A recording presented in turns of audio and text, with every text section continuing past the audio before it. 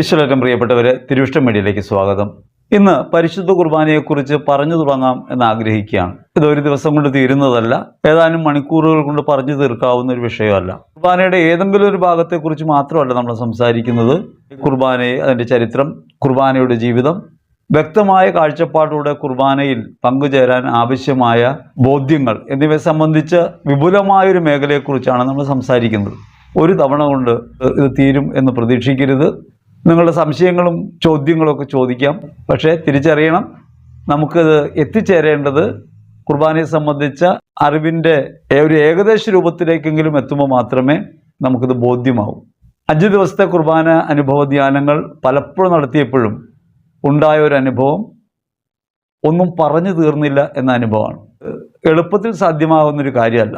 കുർബാനയെ ഏതെങ്കിലും ഒരു ഭാഗം മാത്രം നാം ചിന്തിക്കുമ്പോൾ, ആരാധനക്രമമായിട്ടോ അനുഷ്ഠാനമായിട്ടോ ഒക്കെ മാത്രം ചിന്തിക്കുമ്പോൾ പരിമിതമായ അറിവിലേക്കാണ് നമ്മളെ നയിക്കുക.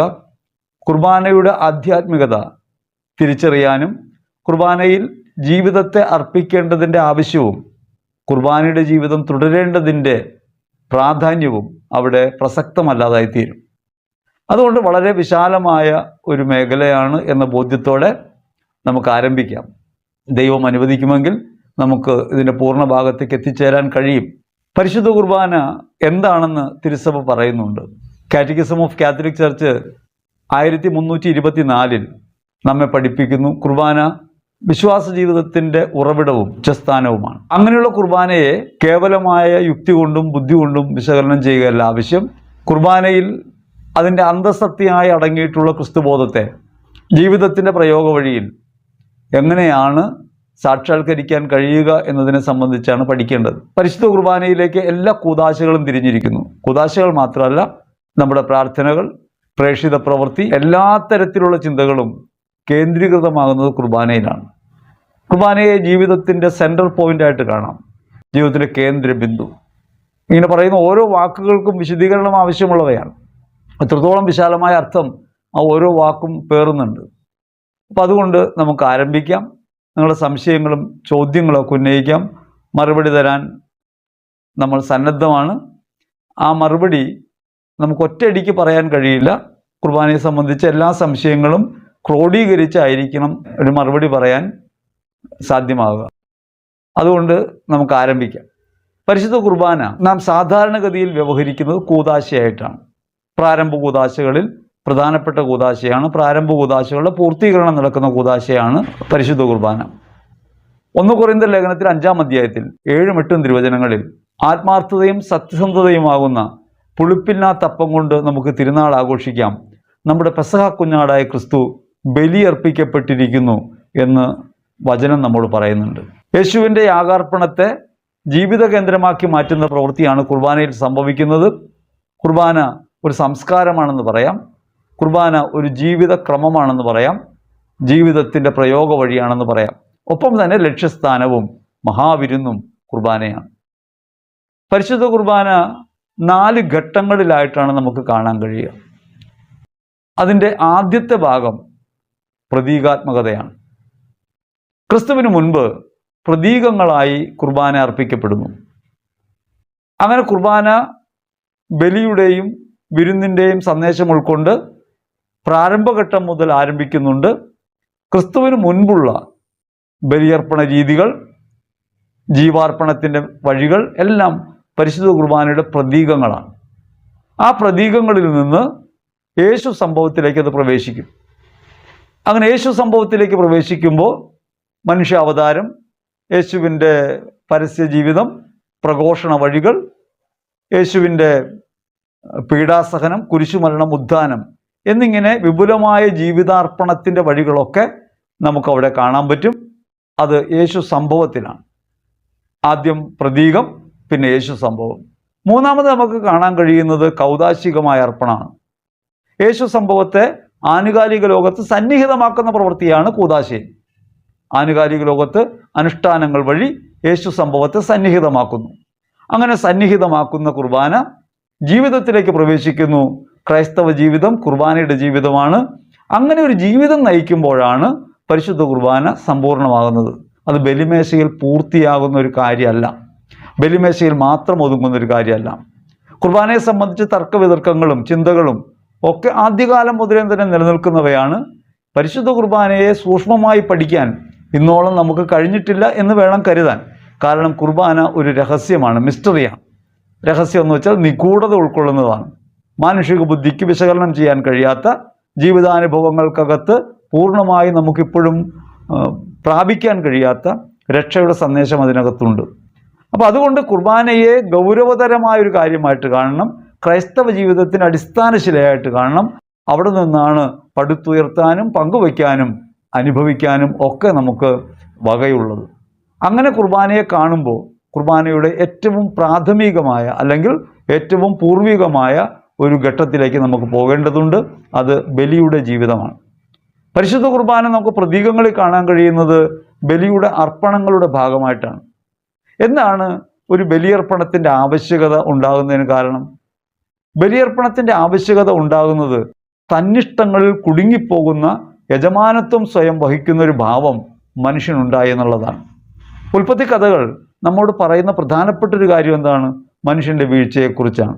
ദൈവത്തിൽ നിന്നകന്ന് അല്ലെങ്കിൽ ദൈവത്തിൻ്റെതായിരിക്കെ ആ ഉടമാവകാശം അംഗീകരിക്കാതെ താൻ തന്നെയാണ് ഉടമ അല്ലെങ്കിൽ തൻ്റെ തീരുമാനങ്ങൾ നടപ്പിലാക്കാൻ സ്വന്തമായി മനുഷ്യൻ തൻ്റെ ഇച്ഛാശക്തിയെയും സ്വാതന്ത്ര്യത്തെയും വിനിയോഗിക്കുന്നതിലൂടെ ദൈവവുമായുള്ള അകലത്തിലേക്ക് വരുന്നു. അങ്ങനെ ദൈവത്തോട് സ്നേഹം പ്രഖ്യാപിക്കാനും ദൈവത്തെ അഭിലഷിക്കാനുമുള്ള രണ്ട് വഴികൾ, സ്വതന്ത്രതയും ഇച്ഛാശക്തിയും, രണ്ടും ദൈവത്തിൽ നിന്ന് അകലാനായിട്ട് മനുഷ്യൻ വിനിയോഗിക്കുന്നു, അല്ലെങ്കിൽ അവനവനിൽ തന്നെ കുടുങ്ങുന്നു. സാധാരണഗതിയിൽ നമ്മൾ എപ്പോഴും പറയുന്നത് പിശാച് പ്രലോഭിപ്പിച്ചു, പിശാചാണ് കുഴപ്പക്കാരനെന്നാണ്. എന്നോട് വന്ധ്യവയോധികനായ പാമ്പാക്കൽ അച്ഛൻ ഒരിക്കൽ ചോദിച്ചു, കർത്താവ് എന്ത് ദുഷ്ടതയാണ് ചെയ്തത്? ആ മരം അവിടെ നട്ടില്ലായിരുന്നെങ്കിൽ ഈ കുഴപ്പം വല്ലതും ഉണ്ടാകുമായിരുന്നു. യഥാർത്ഥത്തിൽ അദ്ദേഹത്തിൻ്റെ സംശയമല്ല, നമ്മിലുണ്ടാകാനിടയുള്ളൊരു സംശയത്തെ അദ്ദേഹം ഒന്ന് ചൊറിഞ്ഞു നോക്കുന്നതാണ്, അകത്തുനിന്ന് വരട്ടെ എന്ന് വിചാരിച്ചിട്ടാണ്. എന്താണ് യഥാർത്ഥത്തിൽ ഈ അറിവിൻ്റെ വൃക്ഷവും പൈശാചികതയും മനുഷ്യൻ്റെ മുൻപിൽ ഒരു തടസ്സമായി നിൽക്കാൻ കാരണം? ദൈവം എന്തിനാണ് അറിവിൻ്റെ വൃക്ഷം നട്ടത്? അറിവിൻ്റെ വൃക്ഷം ദൈവം നടുന്നതും പിശാചിൻ്റെ പ്രലോഭനത്തിന് സാഹചര്യം ഒരുക്കുന്നതും ഒരു പ്രധാനപ്പെട്ട കാര്യം നാം നിറവേറ്റാൻ വേണ്ടിയാണ്. നമുക്ക് നൽകപ്പെട്ട സ്വതന്ത്രതയും ഇച്ഛാശക്തിയും ദൈവത്തോട് ചേരാൻ സ്നേഹം പ്രഖ്യാപിക്കാനുള്ള അവസരമാണെന്ന് തിരിച്ചറിഞ്ഞ് സ്നേഹം പ്രഖ്യാപിക്കുക വഴി ദൈവമക്കളുടെ സ്വാതന്ത്ര്യം നമ്മൾ അനുഭവിക്കണമെന്ന് ദൈവം ആഗ്രഹിക്കുന്നു. നമ്മൾ സൃഷ്ടികളായ നമ്മെ മക്കളുടെ സ്ഥാനത്തേക്ക് ഉയർത്താനുള്ള ദൈവത്തിൻ്റെ ആദ്യത്തെ ചുവടുവെപ്പായിട്ട് വേണം നമുക്ക് ഉൽപ്പത്തി കഥയിൽ പറയുന്ന ഈ അറിവിൻ്റെ വൃക്ഷത്തെയും പൈശാചിക പ്രലോഭനത്തെയും കാണാൻ. അറിവിൻ്റെ വൃക്ഷം നട്ടതുകൊണ്ട് ആ അറിവിൻ്റെ വൃക്ഷത്തിലെ കനി തിന്നാനായി പിശാച് പ്രലോഭിപ്പിക്കുമ്പോൾ മനുഷ്യൻ വീണു പോകുന്നു. കണ്ണിന് കൗതുകകരം, ആസ്വാദ്യം, അറിവേകാൻ കഴിയും എന്നൊരു നിഗമനത്തിലേക്കും തീരുമാനത്തിലേക്കും മനുഷ്യനെത്തുന്നു. അതുമൂലം ദൈവത്തെ നിഷേധിക്കുന്ന അല്ലെങ്കിൽ ഞാൻ ദൈവത്തിൻ്റെതല്ല എന്ന് പറയുന്നൊരു സ്വഭാവത്തിലേക്ക് നമ്മൾ വന്നു ചേരുന്നു. ദൈവം പറഞ്ഞിട്ടുണ്ട്, ദൈവത്തിൻ്റെ വാക്കാണ് പരമപ്രധാനം എന്ന് മനുഷ്യൻ പറയുകയായിരുന്നു അവിടെ സംഭവിക്കേണ്ടത്. നമുക്ക് ദൈവം ജീവിതത്തിൽ നിരവധി പരീക്ഷണ സാഹചര്യങ്ങൾ നൽകുന്നുണ്ട്. ആ സാഹചര്യങ്ങളൊന്നും ദൈവം നമ്മെ പരീക്ഷിച്ച് നോക്കുന്നവയല്ല, നമുക്ക് ദൈവത്തോട് സ്നേഹം പ്രഖ്യാപിക്കാനുള്ള അവസരങ്ങൾ ദൈവം നൽകുകയാണ്.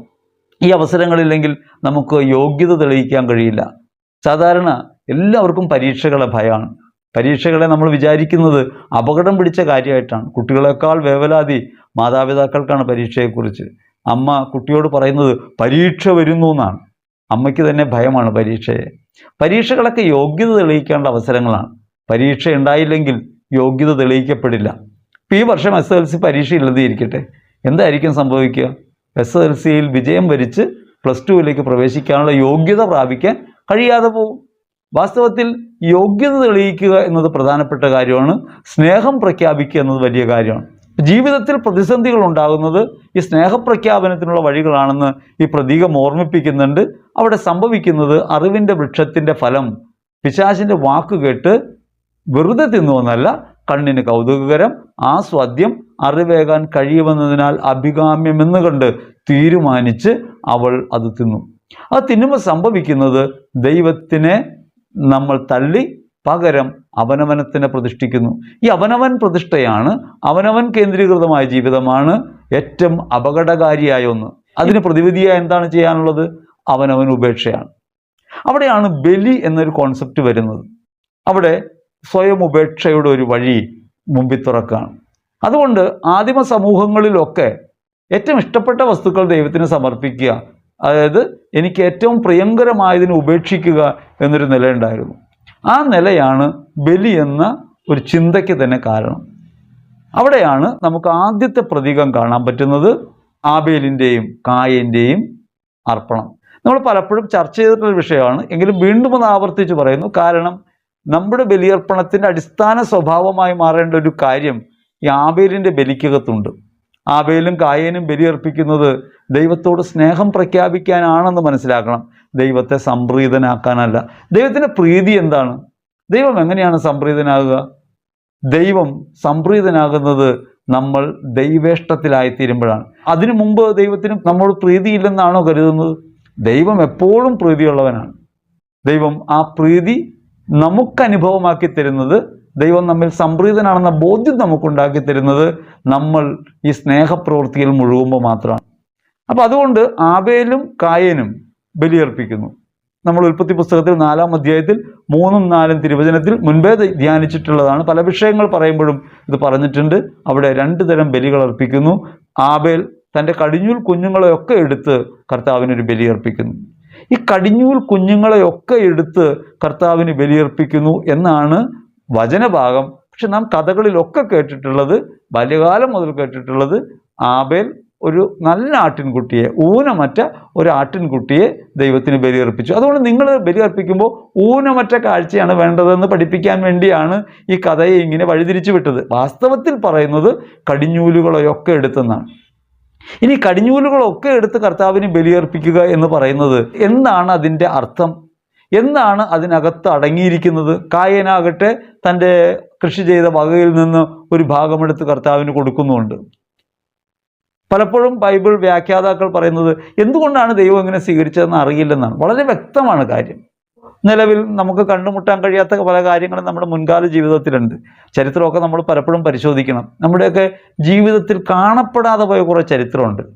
നിങ്ങൾ ആലോചിച്ച് നോക്കിയിട്ടുണ്ടോ എപ്പോഴെങ്കിലും? നമ്മുടെ വീട്ടിലെ അമ്മമാർ, പഴയ അമ്മമാർ ചരിത്രത്തിലില്ല.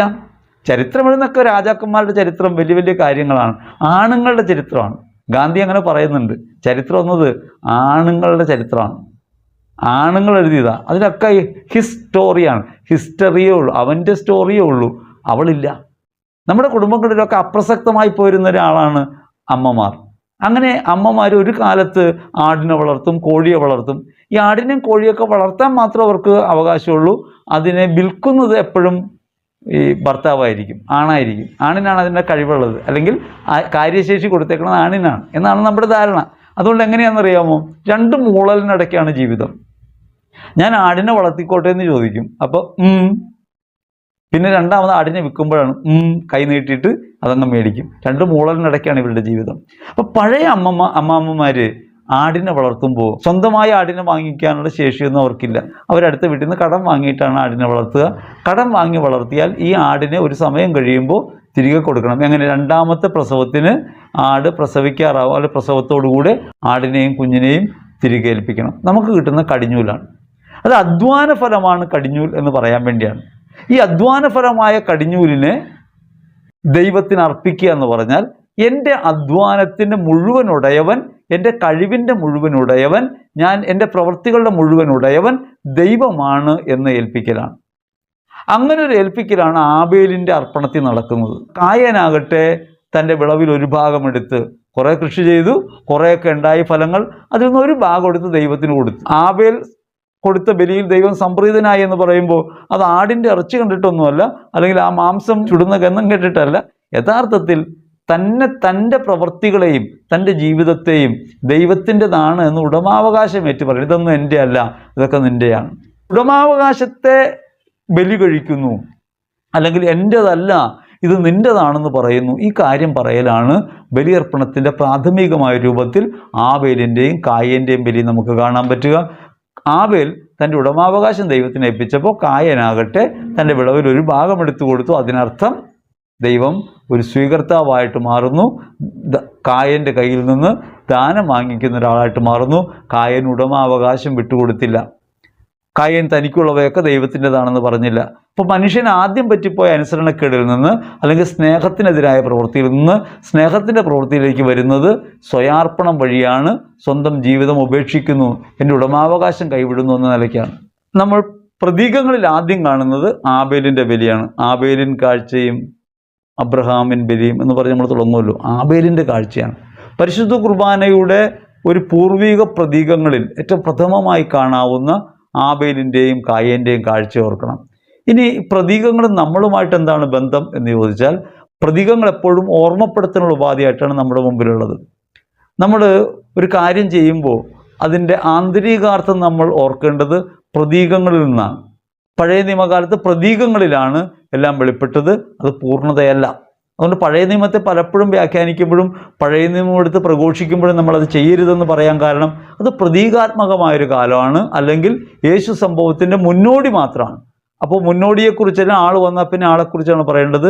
പലപ്പോഴും നമ്മൾ ക്രിസ്തുവിനെ കേന്ദ്രീകരിക്കേണ്ടതിന് പകരം പഴയ നിയമത്തെ കേന്ദ്രീകരിക്കുന്നു, അല്ലെങ്കിൽ പുതിയ ലേബലായിട്ട് ക്രിസ്തുവിനെ ഒട്ടിക്കുന്നു. ചെയ്യുന്നതെല്ലാം പഴയ നിയമത്തിലെ കാര്യമാണ്. പഴയ നിയമത്തെ പ്രതീകാത്മകമായി കാണുമ്പോൾ നമ്മൾ സ്വയം ആലോചിക്കേണ്ടത് നമ്മുടെ ഉടമാവകാശം ദൈവത്തിന് കൊടുക്കാൻ നമുക്ക് കഴിഞ്ഞിട്ടുണ്ടോ എന്നാണ്. നമ്മുടെ ഒരു ഇച്ഛാശക്തി ഉണ്ടല്ലോ, നമ്മുടെ ഒരു സ്വതന്ത്രതയുണ്ടല്ലോ, അത് ദൈവത്തിനോട് പക്ഷം ചേരാനായിട്ട് നമുക്ക് വിനിയോഗിക്കാൻ പറ്റുന്നുണ്ടോ? അവിടെയാണ് ഈ പഴയ നിയമ പ്രതീകത്തിൻ്റെ പ്രസക്തി. ആബേലിൻ്റെ കാഴ്ചകൾ ഒരു പ്രാഥമിക തലം മാത്രമാണ്. യേശു സംഭവത്തിൽ അത് പൂർത്തീകരിക്കുന്നതിനെക്കുറിച്ച് നമുക്ക് പിന്നെ പറയാം. പക്ഷേ ഈ ആബേലിൻ്റെ ആദ്യത്തെ അർപ്പണം യഥാർത്ഥത്തിൽ സംഭവിക്കുന്നത് ഒരു ഓർമ്മപ്പെടുത്തലാണ്. നമ്മുടെ ഉടമാവകാശം കൈവിടാൻ, നമ്മുടെ ഉടമ ദൈവമാണെന്ന് ഏറ്റു പറയാൻ നമുക്ക് എത്രത്തോളം കഴിയുന്നുണ്ട്. നമുക്ക് സാധാരണ സംഭവിക്കുന്നൊരു കുഴപ്പം, നമ്മൾ നമ്മുടെ ജീവിതത്തിൻ്റെ ഉടമാവകാശം നമ്മളിൽ നിന്ന് ആരിലേക്കും കൈവിടാൻ തയ്യാറല്ല. ദൈവത്തോട് പക്ഷം ചേരാൻ വേണ്ടി, ദൈവത്തിൻ്റെതാണെന്ന് ഏറ്റു പറയാൻ വേണ്ടി നമ്മെ തന്നെ കൈവിടുക എന്നൊരു പ്രവൃത്തി മനുഷ്യന് എളുപ്പമുള്ള കാര്യമല്ല. നമ്മൾ സാധാരണ അധ്വാനിക്കുമ്പോൾ ആ അധ്വാന ഫലം നമ്മുടേതാണെന്നാണ് കരുതുക. അത് നമ്മുടേതാണ്, അതിന് വിലയുണ്ട്. നമ്മൾ അധ്വാനിച്ചൊരു 10 രൂപ നമ്മുടെ കയ്യിൽ കിട്ടുമ്പോൾ വിലപ്പെട്ടതായിട്ട് നമുക്ക് തോന്നുന്നത് അത് നമ്മുടെ അധ്വാനം വഴി നേടിയതാണ്, എൻ്റേതെന്ന ബോധ്യമാണ്. അത് എൻ്റേതാണോ എന്ന് ചോദിച്ചാൽ ലോകക്രമം അനുസരിച്ച് നോക്കിയാൽ പോലും പൂർണ്ണമായ പങ്കാളിത്തം നമ്മുടേതില്ല. നമ്മുടെ കഴിവ് ഒരിക്കലും നമ്മൾ കൊണ്ടുവന്നതല്ല. നമ്മൾ പറയുമല്ലോ, ഞാൻ കഷ്ടപ്പെട്ട് ബുദ്ധിമുട്ടിയാണ് ഇതൊക്കെ ചെയ്തതെന്ന്. നമ്മുടെ കഴിവിൻ്റെ ഉടമ ആരാണ്? നമുക്ക് ഈ കഴിവുകൾ നൽകിയത് ആരാണ്? നമ്മളെ ഇങ്ങനെ പ്രവർത്തിക്കാനുള്ള അവസരങ്ങളിലൂടെ കടത്തിക്കൊണ്ടുപോയത് ആരാണ്? നമ്മുടെ ജീവിതത്തിൻ്റെ കേന്ദ്ര ബിന്ദുവായി നിൽക്കുന്നത് ദൈവമാണെന്ന ബോധ്യം ഉണ്ടാകുമ്പോൾ മാത്രമേ നമുക്കതിന് ഉത്തരം കണ്ടെത്താൻ കഴിയൂ. കാരണം നമ്മൾ അറിഞ്ഞുകൊണ്ടല്ലല്ലോ പല കഴിവുകളും നമ്മിൽ പ്രകടമായത്. നമ്മൾ ക്രിയേറ്റ് ചെയ്തെന്ന് പറയാൻ കഴിയില്ലല്ലോ. നമ്മളിപ്പോൾ ഒരു കാര്യം പഠിക്കാൻ നമുക്കതിനോട് താല്പര്യമുണ്ടായി ആ വിഷയത്തിൽ അവഗാഹം നേടാൻ നമ്മെ പ്രേരിപ്പിക്കുകയും ശക്തമാക്കുകയും ചെയ്യുന്ന ഒരു സർഗാത്മക ശേഷി നമ്മിലുണ്ട്. ആ സർഗാത്മക ശേഷിയാണ് നമ്മെ വഴിതിരിച്ചു വിടുന്നത്. ആ സർഗാത്മക ശേഷി യഥാർത്ഥത്തിൽ മാനുഷികമായ ഒന്നല്ല, അതൊരു ദൈവദാനമാണ്. അപ്പോൾ എൻ്റെ കഴിവുകളും എൻ്റെ ജീവിതവും ദൈവദാനമാണെന്നും ഞാൻ ദൈവത്തിൻ്റെ സ്വന്തമാണെന്നും ദൈവമാണ് എന്നിൽ പ്രവർത്തിക്കുന്നതെന്നും അതുകൊണ്ട് എൻ്റെ പ്രയത്നങ്ങളുടെയൊക്കെ ആത്യന്തികമായ ഉടമ ദൈവമാണെന്നും എനിക്ക് പറയാൻ കഴിയുമ്പോഴാണ് എൻ്റെ ഫലങ്ങൾ ദൈവസന്നിധിയിൽ ഒരു കാഴ്ചയായി അർപ്പിക്കണമെന്ന ബോധ്യത്തിലേക്ക് ഞാൻ എത്തിച്ചേരുക. ഈശ്വരറ്റം പ്രിയപ്പെട്ടവരെ, അതുകൊണ്ട് ബലിയർപ്പണത്തിൻ്റെ ഏറ്റവും പ്രധാനപ്പെട്ട ഒരു ഭാഗം ഈ സ്വയാർപ്പണത്തിൻ്റെതാണ്. അല്ലെങ്കിൽ അതിന് കുറച്ചുകൂടി വ്യക്തമായി പറഞ്ഞാൽ, എൻ്റേതായി ഞാൻ കരുതുന്നവയൊന്നും എൻ്റെതല്ലെന്നും എൻ്റെ അധ്വാനവും എൻ്റെ ശേഷിയും ദൈവത്തിൻ്റെ ഉടമസ്ഥതയിലാണെന്നും അതുകൊണ്ട് എൻ്റെ ഈ നേട്ടങ്ങളൊക്കെ, എൻ്റെ അധ്വാന ഫലങ്ങളൊക്കെ എൻ്റെതല്ലെന്നും അത് ദൈവദാനമാണെന്നും നാം തിരിച്ചറിയണം. വീടിൻ്റെ മുൻപിൽ ഈ വീട് ദൈവദാനം എന്നെഴുതി വയ്ക്കാൻ ബുദ്ധിമുട്ടില്ല. വാങ്ങിക്കുന്ന വാഹനത്തിന് മുൻപിൽ ദൈവദാനം എന്ന് എഴുതി വയ്ക്കാൻ ബുദ്ധിമുട്ടില്ല. ദൈവദാനമാണ് എന്ന് എനിക്ക് ഉറപ്പ് ബോധ്യം ഉണ്ടാവണമെങ്കിൽ എൻ്റെ ഈ പ്രയത്നങ്ങളും അധ്വാനങ്ങളുമൊന്നും എൻ്റെ കഴിവിനാലല്ലെന്നും അത് ദൈവികമായ ശക്തിയുടെ ഇടപെടലാണെന്നും ഞാൻ തിരിച്ചറിയുകയും ദൈവത്തിൻ്റെ മുൻപിൽ എനിക്ക് താഴ്മയോടെ നിൽക്കാൻ കഴിയുകയും ചെയ്യണം. അതുകൊണ്ടാണ് കർത്താവ് പറയുന്നത്, കർത്താവിൻ്റെ സന്നിധിയിൽ നിങ്ങൾ താഴ്മയോടെ നിൽക്കുവിൻ, തക്ക സമയത്ത് അവിടെ നിന്ന് ഉയർത്തിക്കൊള്ളും. നിന്നെ ഏൽപ്പിച്ച താലന്ത്, നിന്നെ ഏൽപ്പിച്ച കഴിവ്, നിനക്ക് ദൈവം നൽകിയിട്ടുള്ള ശേഷി നിനക്ക് നൽകിയിട്ടുള്ള അവസരങ്ങൾ അത് ദൈവത്തിൻ്റെതാണെന്ന ബോധ്യത്തോടെ നമ്മൾ വിനിയോഗിക്കാൻ തുടങ്ങണം എന്നാണ് പ്രതീകങ്ങളിൽ ആബേൽ നമ്മെ പഠിപ്പിക്കുന്നത്. നമ്മുടെ ബലിയർപ്പണത്തെ, നമ്മുടെ കുർബാന അനുഭവത്തെ, നമ്മുടെ ജീവിതമാകുന്ന ബലിയെ സമ്പുഷ്ടമാക്കുന്ന സ്വയാർപ്പണത്തിൻ്റെ ആദ്യ പ്രതീകമായി നമുക്ക് കാണാൻ കഴിയുന്നത് ആബേലിലാണ്, അല്ലെങ്കിൽ പഴയ നിയമ പ്രതീകത്തിലാണ്. പഴയ നിയമത്തിൽ ഒരു പ്രതീകത്തിൽ മാത്രമല്ല, മെൽക്കിസേദേക്കിന്റെ ബലിയുണ്ട്. മെൽക്കിസേദേക്കിന്റെ ബലിയിൽ നമുക്ക് കാണാൻ പറ്റും അപ്പവും വീഞ്ഞും ബലിയായിട്ട് വരും. ഉൽപ്പത്തി പുസ്തകത്തിൽ 14-ാം അധ്യായത്തിൽ 17 മുതലുള്ള തിരുവചനങ്ങളിൽ മെൽക്കിസേദേക്കിനെ നമുക്ക് കാണാൻ പറ്റും. സാലേം രാജാവായ മെൽക്കിസേദേക്ക് അത്യുന്നതനായ ദൈവത്തിന്റെ പുരോഹിതനായിരുന്നുവെന്ന് 14-18 നമ്മെ പഠിപ്പിക്കുന്നുണ്ട്. അവൻ അപ്പവും വീഞ്ഞും കൊണ്ടുവന്നു. ഈ അപ്പവും വീഞ്ഞുമാണ്, ആ പ്രതീകമാണ് പരിശുദ്ധ കുർബാനയിൽ യേശുവിൻ്റെ ശരീരരക്തങ്ങളായി മാറാൻ വേണ്ടി നാം അർപ്പിക്കുന്നത്. അപ്പവും വീഞ്ഞും ആരംഭിക്കുന്നത് മെൽക്കിസേദേക്കിൽ നിന്നാണ്. ആ പ്രതീകം വരാൻ കാരണം എന്താണ് അപ്പവും വീഞ്ഞും പ്രതീകാത്മകമായി ഉപയോഗിക്കാൻ കാരണം? നമ്മൾ സാധാരണ വിചാരിക്കുന്നത് ഇസ്രായേലിൽ ഒരു ഭക്ഷണമായിരുന്നു അതുകൊണ്ടാണ്, അല്ലെങ്കിൽ ഏറ്റവും പ്രിയപ്പെട്ടതായിരുന്നു എന്നുള്ളത് കൊണ്ടാണ്. ജീവിതത്തിൻ്റെ അടിസ്ഥാന ആവശ്യമായ 2 കാര്യങ്ങളാണ് അപ്പവും വീഞ്ഞും. ആരെ സംബന്ധിച്ച്? യഹൂദനെ സംബന്ധിച്ച്, അവിടുത്തെ ജീവിതക്രമം അനുസരിച്ച്. അപ്പോൾ അവൻ്റെ ഭക്ഷണമായിരുന്ന, ഏറ്റവും അടിസ്ഥാനപരമായ ഭക്ഷണമായിരുന്ന ഒന്ന് ദൈവത്തിന് അർപ്പിക്കുന്നു. ഇതാകട്ടെ ദൈവം മനുഷ്യന് നൽകിയ ഭക്ഷണമാണ്. സസ്യങ്ങളിൽ നിന്ന് നീ ഭക്ഷിക്കും എന്ന് പറയുന്നു, അധ്വാന ഫലത്തിൽ നിന്ന് നീ ഭക്ഷിക്കും എന്ന് ഉൽപ്പത്തി പുസ്തകത്തിൽ പറയുന്നു. അങ്ങനെ മനുഷ്യന് നൽകപ്പെട്ട ഭക്ഷണമാണ്, അടിസ്ഥാന ആവശ്യമാണ്, ജീവനെ നിലനിർത്താനുള്ള കാര്യമാണ് ഭക്ഷണം. ആ ഭക്ഷണത്തെ ഉപേക്ഷിക്കുക എന്നൊരു കാര്യമാണ് ദൈവത്തിന് അപ്പവും വീഞ്ഞും ബലിയർപ്പിക്കുക എന്നതിൽ ഈ മെൽക്കിസേദേക്കിൽ നമുക്ക് കാണാൻ കഴിയുന്നത്. അതുകൊണ്ട് ഈ അപ്പവും വീഞ്ഞും യേശുവിൻ്റെ യാഗാർപ്പണത്തിൻ്റെ പരിപൂർണതയെ അടയാളമാക്കി ഇന്ന് ഉപയോഗിക്കുന്നുവെങ്കിൽ അതിൻ്റെ പ്രതീകാത്മകത വരുന്നത് ഉൽപ്പത്തി പുസ്തകത്തിൽ 14-ാം അധ്യായത്തിൽ നിന്നാണ്. ഇന്നത് അടയാളമായിട്ട് നമ്മൾ അർപ്പിക്കുന്നു, അന്ന് പ്രതീകമായിട്ടാണ്. അപ്പവും വീഞ്ഞും ബലിയർപ്പണത്തിൻ്റെ ഒരു പ്രതീകമായിട്ട് ഉൽപ്പത്തി പുസ്തകത്തിൽ നമുക്ക് കാണാൻ പറ്റും. യഥാർത്ഥത്തിൽ തൻ്റെ ജീവനെ അർപ്പിക്കുന്ന, അല്ലെങ്കിൽ ജീവിതത്തിൻ്റെ നിലനിൽപ്പിന് ആവശ്യമായി അർപ്പിക്കുന്ന ഒരു കാര്യമായിട്ടാണ് നമുക്ക് ഉൽപ്പത്തി പുസ്തകത്തിൽ അത് കാണാൻ പറ്റുക.